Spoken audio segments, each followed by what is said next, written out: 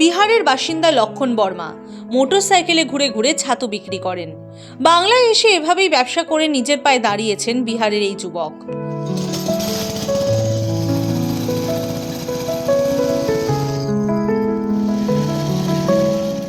বর্ধমানের আঞ্জির বাগানে ভাড়া বাড়িতে থাকেন লক্ষণ।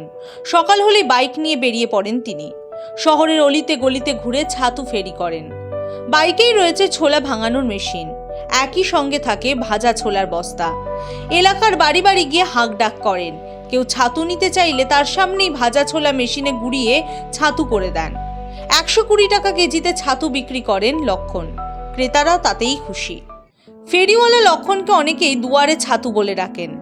এক দিনে লক্ষণ 50 কেজির ভাজা ছোলার ছাতু বিক্রি করেন।